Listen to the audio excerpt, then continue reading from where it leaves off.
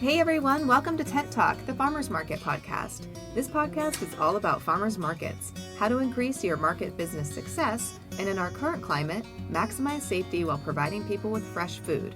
Farmers markets are essential. Whether you're a farmers market manager or a small farmer or food maker selling at farmers markets, you have found just the right podcast. This week we're chatting with Punita Patel, owner and chief buffalo milker at Backyard Buffalo, a small batch local dairy and specialty food producer selling at farmers markets in Jacksonville, Florida.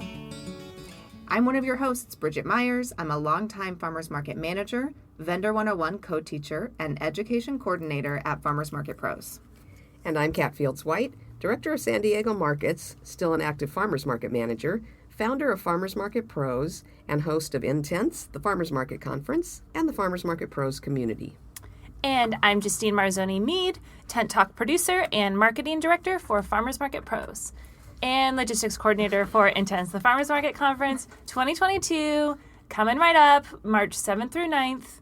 We're so excited. So excited to be back in person. I can't wait. It's nice to be counting down to that now. Yeah. We're telling people that are here, and we're so excited to see everybody. Yeah, so you can get your tickets at farmersmarketpros.com. All right. Today's episode of Tent Talk, the Farmers Market podcast, is supported by The Kitchen Door, connecting food entrepreneurs throughout the U.S. with well-run, shared-use kitchens. Find clean, licensed kitchens in your area and concentrate on your food production and not on kitchen and equipment maintenance. Find more information at thekitchendoor.com or by clicking their logo on the resource page at farmersmarketpros.com. Well, welcome back to Tent Talk, everyone. Today, our guest is Punita Patel, owner and buffalo milker at Backyard Buffalo. Punita raises water buffalo and sells gorgeous Indian specialty foods at farmers markets in Jacksonville, Florida, while navigating regulations of small local dairies. Welcome, Punita. Hey, so good to be here. Yeah, we're so glad to have you. I'm really excited to talk to you today. I like it when we get to talk to vendors. Just as market managers, it's nice to hear a lot more about that side of things. And all the way from Florida, we're excited. That's right. Yeah. So we'll just kind of jump right in. Just give us a little background. What's your professional background? Do you have any background in food? I am trained as a nurse. My cool. educational background is nursing, and I almost went back to nursing before I jumped into buffalo keeping and farming. After we had kids, I stayed home, and when I wanted to start back up, I had to choose paths, and this is what I decided to do. It was nerve-wracking to do something this different. But I'm glad it's working out so far. That's awesome. Well, hey, if you can raise kids and take care of sick people, buffaloes are probably super easy, right? Buffalo's probably the easiest part. Buffaloes are easier. Yeah. Compared to the kids, compared to the patients.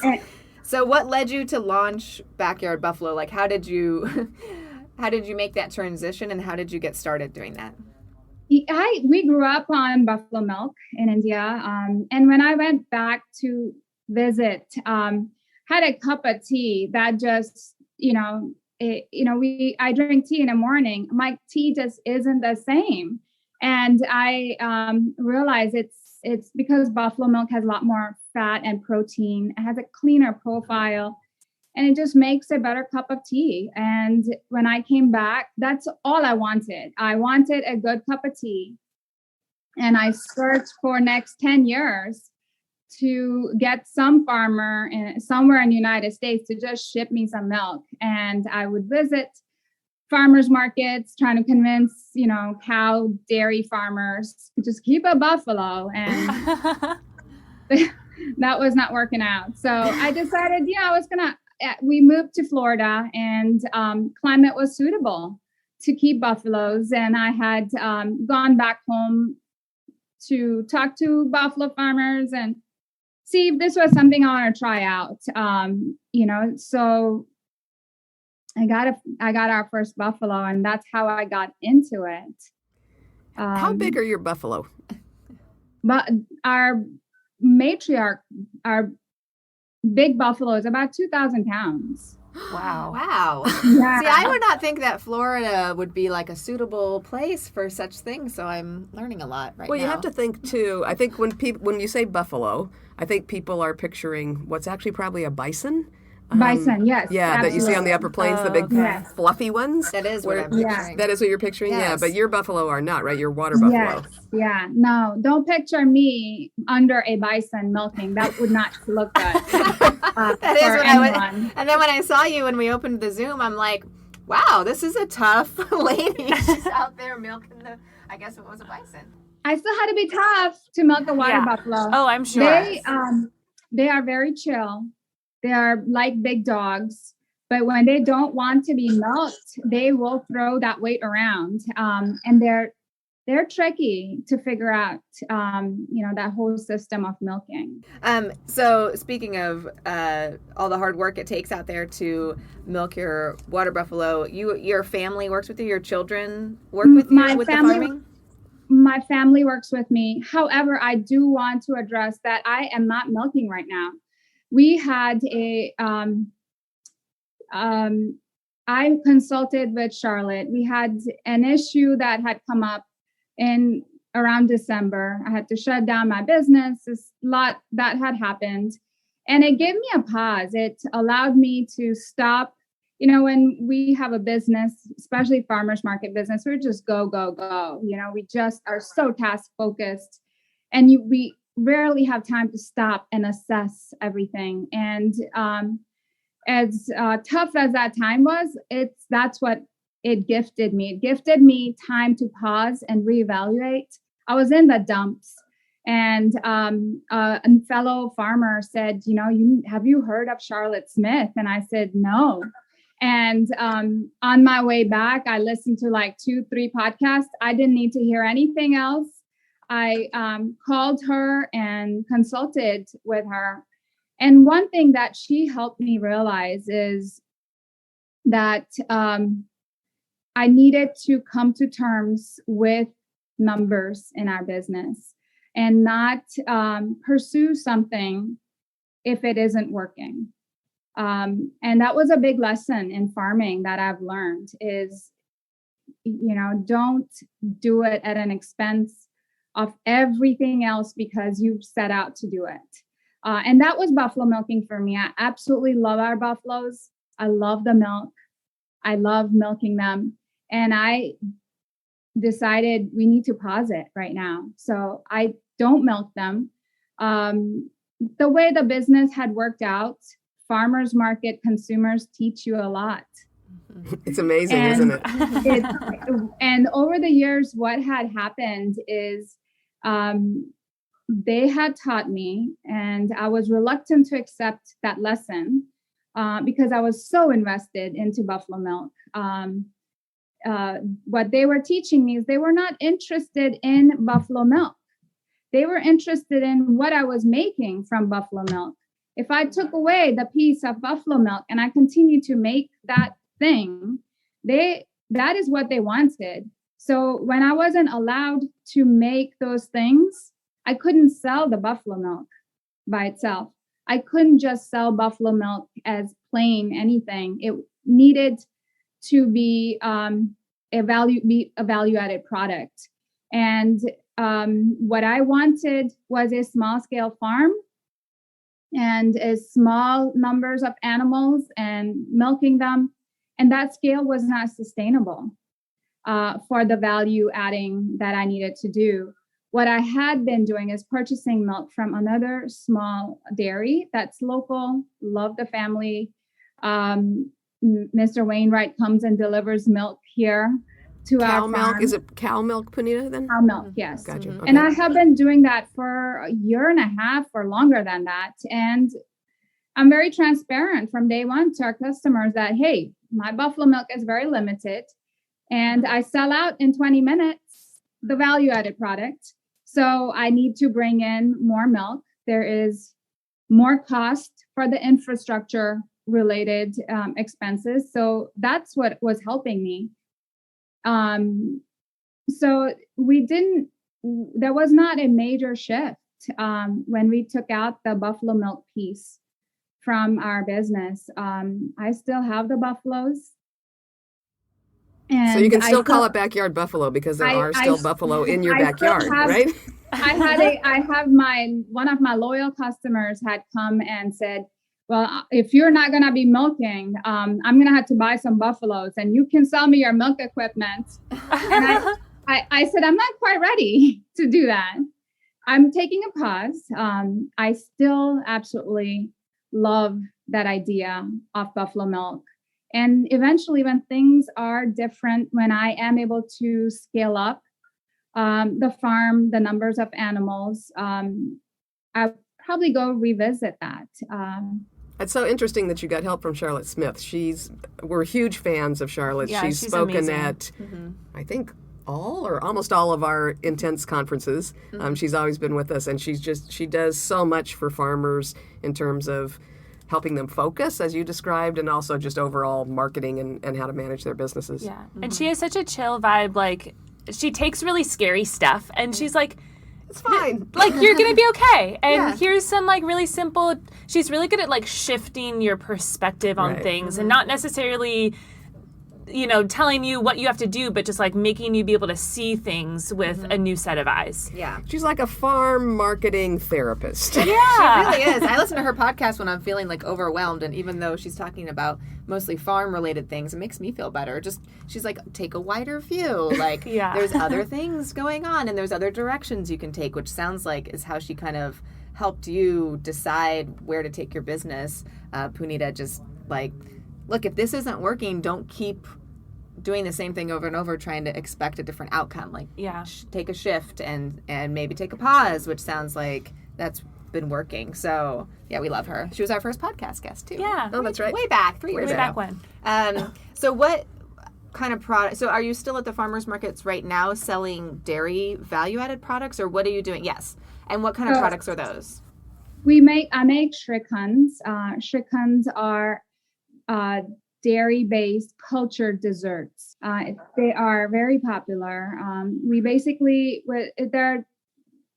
We take different fruits, make sauces, blends, and then I mix it with our cultured dairy, and it's a lovely dessert. And then slowly I added our savory aspects of it because people were loving it, but they didn't want to buy it. They said it was so good, but I'm trying to cut sugar. And I said, oh, if that's the case, let me go back home.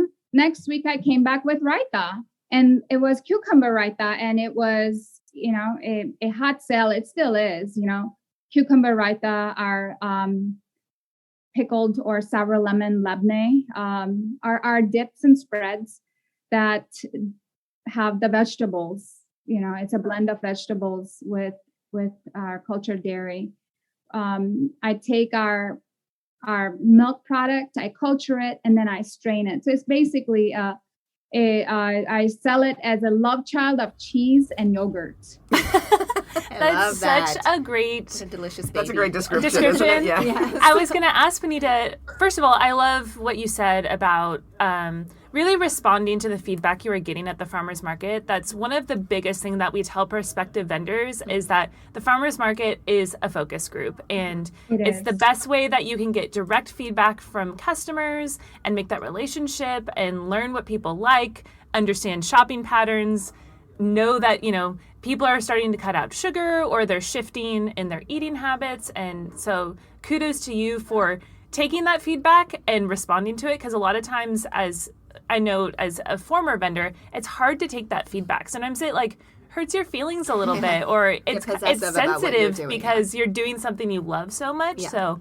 that's great that you were able to actually implement what people were telling you and not just be stubborn and continue to show up with products that people didn't want. So kudos to you. I was stubborn, and I did continue with taking buffalo milk. But you know what? I have a lot of people in my life who humble me. And my husband's one of them. Very early on in business, I would come home and just people are not giving this a chance. If they only tried it, it's better. But I was coming back with products. So then, as you know, as a farmer, you don't want to see your, it was almost, milking a buffalo is very hard. You get a little bit of milk, and then if you can't sell it, or if you've got to bring it back, it's painful. So then I started value adding by making mango lassi, and mango lassi would sell out like hotcakes, and then the rest of the stuff would come back. And I came back home and I told my husband, I said, the buffalo products, the milk and yogurt are not selling because of mango lassi, because people have that option. I'm just going to take that option away. And then they'll take away what they're actually buying. Yeah. and I said, because when I add mango or do anything else, you cannot taste the buffalo milk. I could do the same thing with cow milk. Then why am I making this effort to do buffalo milk lassi? Was my perspective. And he taught me a lesson. He said, whatever sells, you sell. You take your pride out of it. And I would sell it reluctantly, but I kept insisting that we take buffalo milk up until just a month ago or so. I was still taking buffalo milk, and I still take plain buffalo yogurt. It is a not for human consumption items. I chose to not get those permitted.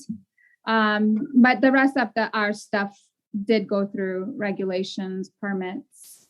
Well, and dairy is so tricky in so many parts of the country. Small dairy farmers just get so buffeted around, it feels like, by regulations that are kind of geared to really large dairy cooperatives. Yeah. So small individual farmers, I know it's really, really challenging. And I think you've done some good work in terms of navigating and interacting with the ag department right in Florida to try and help clarify some of that.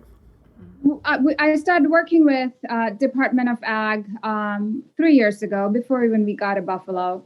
And I had a pretty clear idea that it was going to be a difficult job, but I was pretty determined that I was going to do whatever it took to meet regulations, to do everything that was required so I can sell milk for human consumption, or whatever products for human consumption. We're right now, I'm still there was that, but I still didn't have, looking back, I had no idea how difficult that task was going to be. I'm still trying to figure it all out. We have some items permitted, but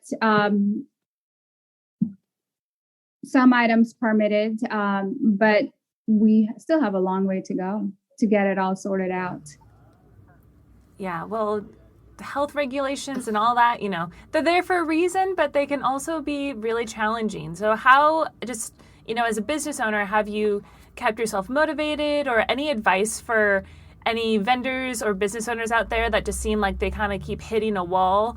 How do you stay encouraged and not down in the dumps about it? One thing I had to remember, that people who were regulating me, they were well-intended. Their goal was public safety, and they are working with, the tools that they're given. So for dairy farmers, it is pasteurized milk ordinance. That is what is their Bible. It is our Bible, and their tools, I needed to learn it well as well. So that's what anyone who is up against regulations, I would say, learn the PMO better than your regulators. You need to, know your product, and you need to know how those rules and regulations apply to you, and go at it with that perspective, being a small producer and small farmer. And look for resources out there. Cornell has been instrumental for me to be up and running. It was a process authority that they did that set me free, so to speak, because you can tell your regulators whatever you want to do.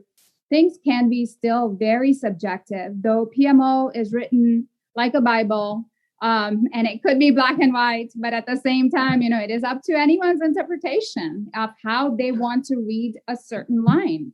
And it comes down to one line and one word at times. But that is the time that you go out and get expert advice. And for me, that was going to Cornell and getting a process authority. That is you getting an expert to write down what your process is, and it is safe. And helping you categorize things. Yeah, well, that's some great advice for vendors and what to do. And I love that. Just get to know those regulations better than your regulators, and you can go toe to toe with them. That's what I've always thought about. Toe to toe, but respectfully Yes. and in a friendly kind of learning way, because it's not easy to win an argument with a regulator. Yeah. Exactly. They're always going to win. So it's more like trying to have a conversation about like being educated about like why the regulation is there and like the purpose of this, like how to be as safe as possible. That's what I've always felt. Just dealing with like the health department, the ag department on our end. I feel like I always have much better conversations with them when they know that I have actually done the research and I know what the rule is and the purpose of the rule. And then I can just have a more like educated conversation with them. And it always goes better, even if it doesn't always go my way. Yeah. So, Yeah. Sure. Mm-hmm. So going back a little bit, how did you end up selling at the farmer's market? Was that something that you had in your mind when you first got your first water buffalo, or was that something that happened along the way? How does farmers markets kind of fit into your long-term vision of your business? I was actually more terrified of doing farmers market than I was of milking a water buffalo.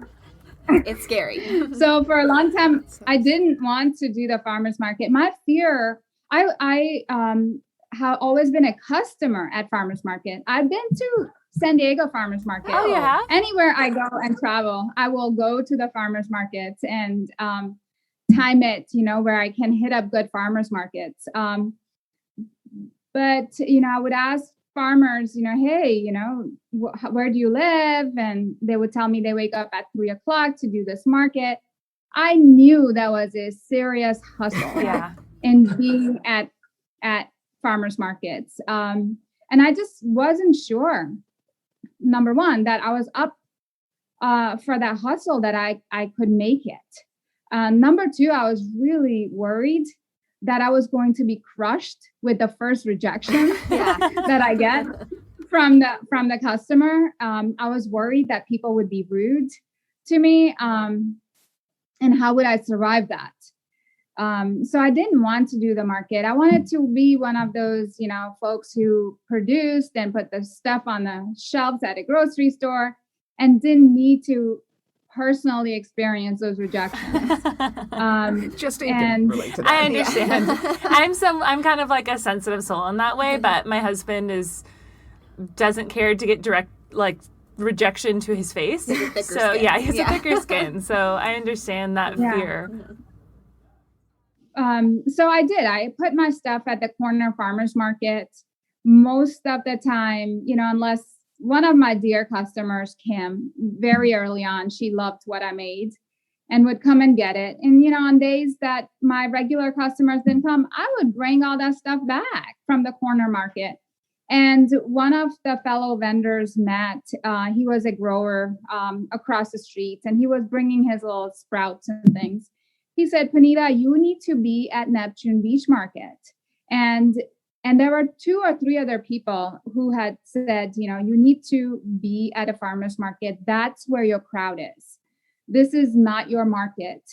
This was lesson number 1 in your ideal customers, And I tried a couple of other markets before I went to that market everyone had told me I needed to be at. It was a tiny little market in a little parking lot. But the first time that I was there, even mom, my family's always been there with me, doing markets with me, and, crushing those blows And there are not too many of those, but whenever, they kind of, it's nice to have them to turn around and look at them like that was hard. Yeah, little security blanket at the farmer's market. Yes, she's been and I turned around, looked at her, and I said, Mom, this is a nice market. It's people get our products, people are, even if they didn't buy it, which was totally fine with me. If you are willing to give it a try, or if you're willing to listen to me, you made my day. It was more than what I was getting at the two other markets where I had been, is not even time of the day from people who were walking by. And one of the vendors felt sorry for me at the end of the market, at a different market, came back, and she told me two things. One, she said, take out the buffalo and the buffalo milk, and maybe you'll sell more. No. And I was like, oh, I worked so hard to bring that buffalo milk here. Another thing she says, you need to be at the Neptune Beach market.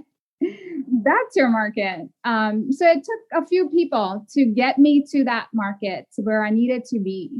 And I still do market out there, and it feels like home. Yeah, we always tell our vendors that, like, not every farmers market shopper crowd is created equally, like, for each product. So even if a market is smaller, or it's on a weekday versus a weekend or something, like, specific products work with specific groups of shoppers. Yeah. So you can't really predict that. You might think you know where your product is going to land the best, but really trying to figure that out. And it sounds like you found the place where you can get the best kind of customer interaction. Yeah. But maybe not necessarily a place that you thought you'd be in the beginning. So. Yeah, that's great. Yeah.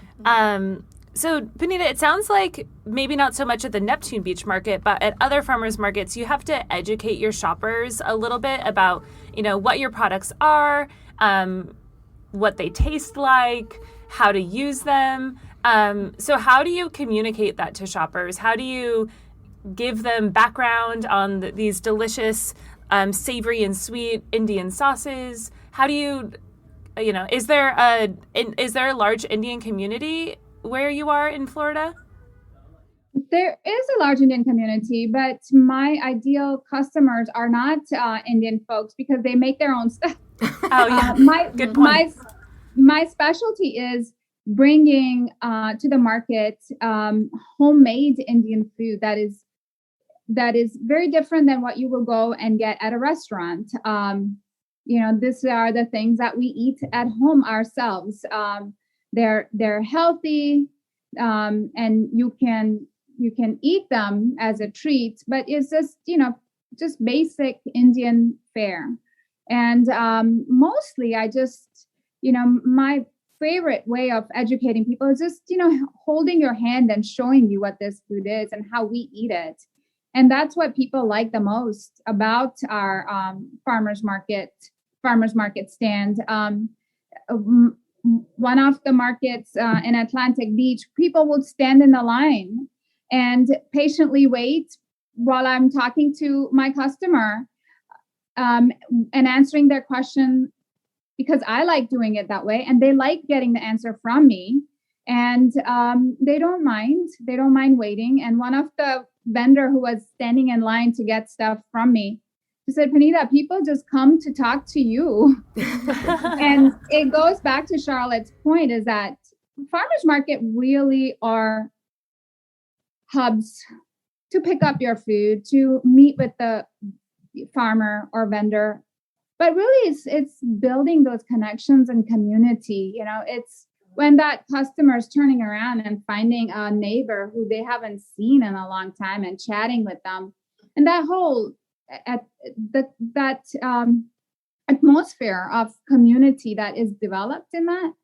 So my favorite way of teaching people what my products are is just in person right now.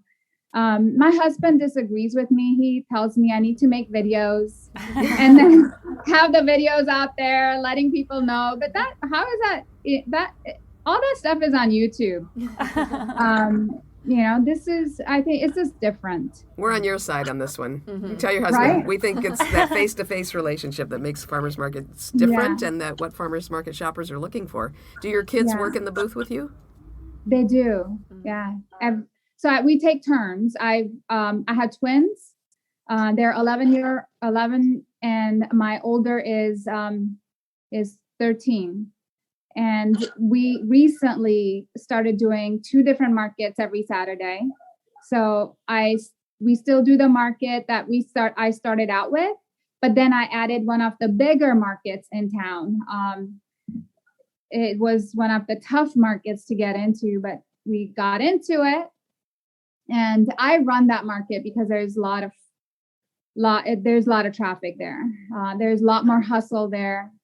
And we had to get established there. So I gave the market where I started out to Mom, and she works with one of my daughters. She has a preference. You're not allowed to admit you have a favorite. The grandma I feel like grandmas can. can. Oh, maybe grandmas can. She's got a favorite. She likes to work with my daughter who comes. She will prepare her bag the day before. And in her bag, she puts everything. And Mom comes home and tells me, guess what she had ready? She had blank labels. So she was going to label things sweet and savory and just very organized in that way. Mom could be communicating with the customers, and she is listening to what they want. And she's got it ready. She's got it taken out and ready and checking out.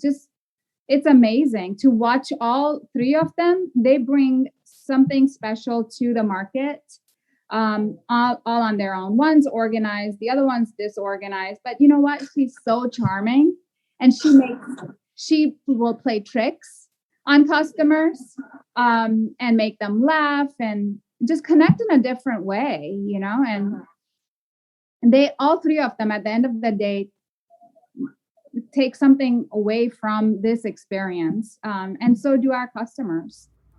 Yeah, we That's love so seeing the special. families that work at the markets together. I think it's like a special farmers market kind of specific thing that you see. Yeah, and I think the multi-generations. customers get such a kick out of it, and it like really means a lot to people to see that. It just adds this special thing, like the food is good, but also you get to see this cool, this cool family background. Yeah, and it makes you feel like connected to that business. Yeah. Because it's, you can trust it because it's a family, and it's like, it's a whole dynamic I think you see. Well, it's fun when you're in farmers markets for a period of time. Mm-hmm. It's great as a market manager, as a customer, watching those kids grow up and watching them develop those skills and personalities and things that are going to carry them forward. We have vendors in our market where their kids have been working in the stall, especially the farmers, since they were 8 or 9 years old, and now they're graduating from college. Yeah. It's really exciting to see. We have a couple right now that I feel like were like tiny babies when I started working in the farmers market, and now they're like have deep voices, and they're like Ruth's son. Just a couple years ago, he was just like a tween. Yeah. And now he's just like 6 feet tall and is working the booth, and it's so fun to see the kids grow up. Yeah, my daughter was working at a booth for a while, and she had like braces, and she had a college fund tip jar and things like that. And now she's a junior in college, and she works at one of the farm booths. So not with me anymore, but she's working for one of the farms, and everyone's like, that's your little daughter that was here. It's so funny just to see that kind of familiar relationship grow. And Punita, I think that your really organized daughter, we're going to keep an eye on her and see if she develops into a market manager in training. Yeah, maybe one daughter will stay as the vendor. Yeah. The charming one. And then the one that likes rules and organization can be a market manager. Exactly. Yeah. I find that as parents, we have a lot to teach our kids, and this is an opportunity to teach them work ethics. Not everyone has that opportunity, but we do. And as a community member who comes and supports us as farmers or food producers, this is a gift you're giving to your community by helping develop these kids. They're going to become such wonderful members of the community.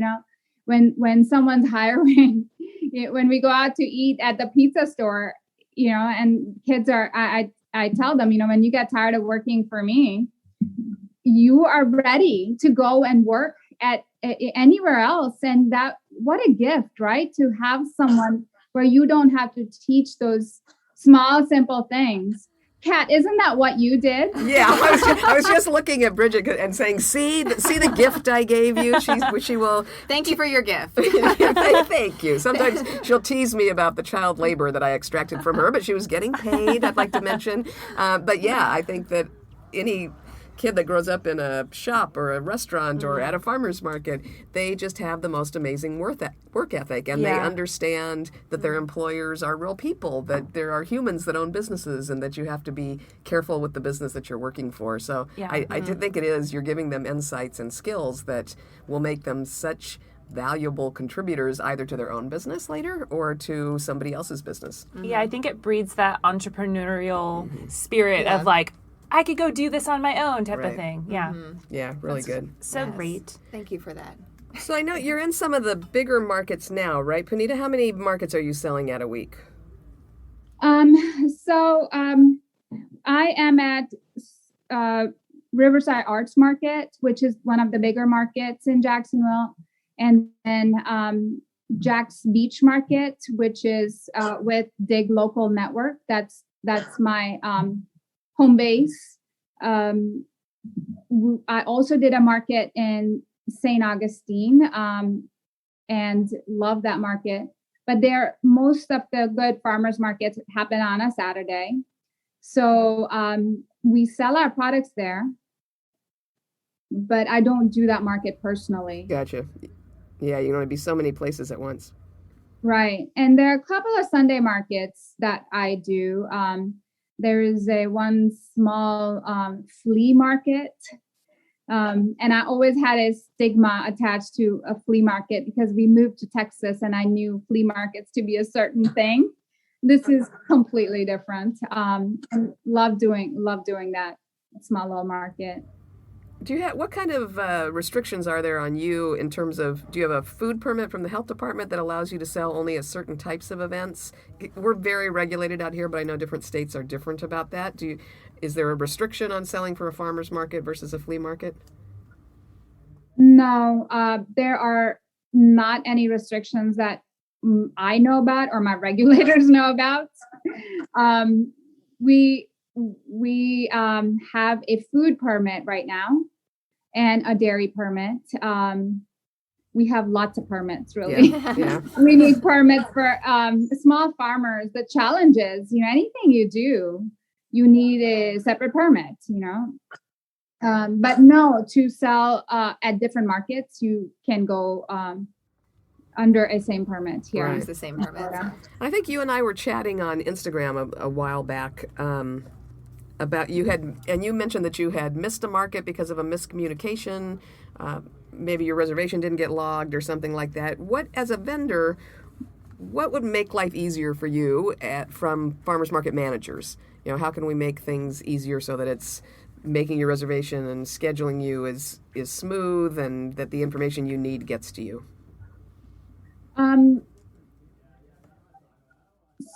My favorite way of reservation is just automatic. It's market spread. I think it's called market spread. And Riverside Arts Market uses that. Everything is logged, and John will send me a payment online, pay everything online. It's just very smooth, and I like it that way.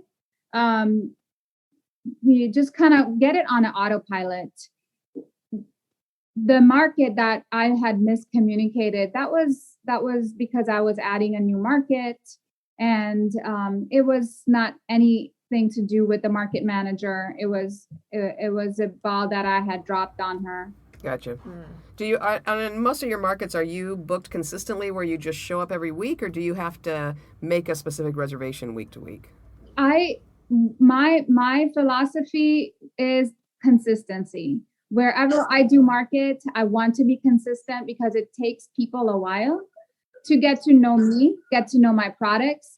And, once I say I'm going to do a market, I'll do it at least for 6 months or so. We love you, Punita. We love it. Yeah, I honestly, you. we did not pay Punita to say that, but you are so aligned with our philosophy, with our Vendor 101 course, with what we tell people, that you have to give it some time. You've got to be consistent so that people can build up that trust. Mm-hmm. Yeah. And, the markets are hot, cold. I did recently say no to one of the markets after doing it for 3 weeks. It was nothing to do with the market. I just was too stretched thin. And I let the market manager know that I made a bad choice by saying yes and overcommitting. And she said, whenever, come back, when you're in a better place. Right. What do you look for when you're choosing a market? How do you scope out new markets, and what are some of the things that market operators, market managers can do that make it a good market for vendors? Yeah. It's my perspective on that has changed. My answer on that question has changed as I've learned more. My beaches, Jack's Beach Market, we will see probably 400 people, sometimes 700 people. Just foot traffic is low, but Arts Market, we see a lot of people. St. Augustine Market, we see a lot of people. I'm talking about 2,000-3,000 people come through that market, but I will make similar amount of money at that small market as I will at other bigger events and markets. So to the vendors, I would say, do not judge a market by how many vendors are out there. Do not judge that market by how many people you see, how busy it is, or how fancy it looks. You need to see where that market is and who is supporting that market. It's the conversion rate you want to see. You can see 1,000 people, and if they're buying one thing, or if 200 people are buying one thing, it's still, different. How you're supported is what matters. So I've kind of stopped judging the market or prejudging them in that way. Do you get tips from other vendors on what, I know you had said that other vendors told you to go to Neptune Beach. Do you find that that's a good way to scope out new markets, to talk to vendors and get a sense from them of who the customers are there? The vendors know. The vendor network. That's right. It is important. Underground vendor network. Yeah. Yeah. Mm-hmm. And to answer your question about what could farmers market managers do that would be helpful to vendors, one of the things that I'm learning is that, as a market manager, you too have to let go. If something is not working, if the market is not working, you need to let it go. Like I had to let go, the buffalo, trying to sell buffalo milk. It's your baby and you want to keep going at any cost. It hurts the vendors. When you do a market on a Wednesday and you have 3 vendors and you got, 10 people coming through and you recruit new vendors to it, vendor time is so valuable. It is make or break for them. We have limited resources financially, but our time is even more limited. And when it is wasted, one day is wasted out of my week, it hits us, And if I'm going to, someone like me, you get someone like me to do a market, and then I wasted like 2 months figuring out this market's dead. That's a loss. So as a market manager, just, be mindful of not wasting vendor time in that way. Mm-hmm. Yeah, well, I've just had a conversation with a vendor that said, well, I'm thinking of going to this market because the fee is so low. They're hardly charging us anything to be in the market. I said, that I don't think that your space rent is really your biggest investment in a market. Yeah. Can you, if they're not charging you anything, is it because there's not enough customer traffic there, or there's not customers that are buying? And how much is your time costing you? That's probably more relevant than what the few dollars are that you're paying for the space. Yeah, that's a good point, though. The other thing that I was talking to other vendor at the market, I was talking to Joe. He's another goat farmer. And I said, hey, how is it going, Joe? How many markets? And he said, doing this market. He listed like 5 markets he has to be in a week. And I said, that's a lot of markets. And he said, Gainesville is 250,000 people. We used to have 1 market there. We did really well. And now there are 6 markets. And we still have the same amount of people that go to those 6 markets and support those 6 markets. We didn't increase the number of members visiting those markets. We just increased the number of markets. And from vendor perspective, when you do that, and that is happening here at our Beaches market, we only had 1 market, the one that I started out with, and now we have another market on another day. So now, as I have a choice, do I do both markets? It's the same people. We're going to come to 2 different markets, but now I've increased my my investment with time, and payroll costs. And I think some of the answer to that is we need to look at the fact that there's probably still.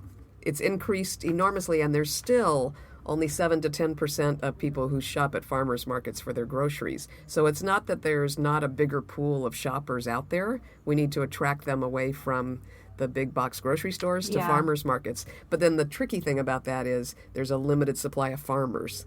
So that's where we see more of the challenge in terms of expanding to more and more markets, is how do you find enough farmers that can take enough time off the farm to show up at those multiple markets. I do think there's more customers out there than we like to think. It's not really just a small pool of customers. It's that we need to be really proactive about giving people who shop at grocery stores the idea that farmers markets can be a legitimate substitute for that you can actually do your grocery shopping there. Yeah. So it's like building the shoppers as you build the vendors. They kind of have to grow at the same time. Little You teeter-totter. can't have one grow exponentially faster than another. So it's a tricky farmers market. Trigger balance. It's a Yeah. balance. Yeah. Yeah. Teeter-totter thing. Okay, so we're probably running out of time here and need to wrap up. What is your single best tip, your piece of advice for new vendors or for market managers? I said what I wanted to say about the market managers. All right. To my fellow vendors, I would say we have to support each other. When I first started, Stan, the B-man, came and said, "You are not my competition, and I like competition. So I was selling honey too." Joe will come and say, "You need to come to this market," though he sells milk and dairy products, and I do too. And it's healthy. It's healthy to work together. It attracts customers. Our customers love to see that we support each other in that way. Every once in a while, though, you see farmers market managers also say, "You know what, we don't want the same kind of vendors. It hurts the market," whatever that is. That I'm not completely bought into that. I feel from a customer perspective, when I used to be a farmers market customer, I like to see different choices. I would tell my fellow vendors, be okay if other people are selling things like you are selling. They're not going to hurt you because they are really not your competition. Your competition is the big box store. It's, the corporations who are able to sell things much cheaper. It's not at the farmers market level. I feel like Punita is singing our song. When you get done Yeah. milking those buffaloes, you come on over. We've got a space for you at Farmers Market Pros. Yeah. You get it. You get it. You get it. Yeah. And you're so good, too, at the social media and keeping that going. I think that's really important to support each other on social media, both the vendors supporting the markets and vice versa. It's vendors supporting each other. You can just build that exponentially, and we'll get some of those. We'll add to that pool. We'll get some of those shoppers away from the grocery stores and move them over to where the good food is. Right. Isn't it really about farmers market? Isn't about selling the stuff. It's really about building a community. It's making that space where it feels good to wake up and go on a Saturday morning, and you can't build that place when there's a little toxicity going on. When you as a customer are there and you can feel that positivity, is why you come to the market. Yeah, absolutely. It's about community, and if the community's working, then the sales will happen, and you can afford to be there, and it's a perfect thing. Yeah. Circle of life at the farmers market. That's right. Thank you so much for being with us today, Punita. Yeah, we're Yeah. so Really- happy to talk to you, and we love watching what you're up to, and keep an eye on you. And if you ever get out to Florida, come visit. Come milk a buffalo with me. Oh boy! Oh. We'll come milk a buffalo with you, I and you am come see still us like too. kick-ass buffalo milker, by Yeah? the way. And that Okay. was that's why it was so hard for me to say no, I can't do it, because I can teach you how to milk a buffalo. We can do it for fun. That sounds like fun. There We we could go. Let's do it. send Kat out there on a recon mission. That's Yes. right. Off I go to learn how to milk buffalo. That'd be awesome, and we hope to see you in San Diego soon too. Yeah. Thank you for talking with us, Punita. Thank you for having me. Thanks for listening today, and big thanks to the Kitchen Door for supporting food entrepreneurs and well-run shared-use kitchens, and for their support of Tent Talk, the Farmers Market podcast. Find more information about finding a shared-use kitchen in your area by clicking the Kitchen Door logo on the resource page at farmersmarketpros.com. Farmers markets are all about community, and all of us, operators, farmers, and vendors, keep learning. Connect with people just like you from various parts of the country and share what's happening in your area in the terrific conversations over in our private Facebook group, the Farmers Market Pros Community. Please find us there, answer the 3 qualifying questions, and join the group. You can also message us on Instagram at Farmers Market Pros or email us at connect@farmersmarketpros.com. If you're just getting started in farmers markets, check out our Vendor 101 online course at farmersmarketpros.com. Thanks for listening to Tent Talk. Please leave us a review on iTunes, Stitcher, Spotify, YouTube, or wherever you access your podcast, and tell us and others how you're enjoying Tent Talk. If you are listening on YouTube, give us that thumbs up. And be sure to subscribe to our podcast so you don't miss the next episode. Tent Talk, the Farmers Market podcast, is proudly produced by Farmers Market Pros, where passion meets profit. Today's episode was recorded and edited by Justine Marzoni Mead. Original music by David Mead. Thank you so much for listening today, and we will have another great episode next week, so tune in.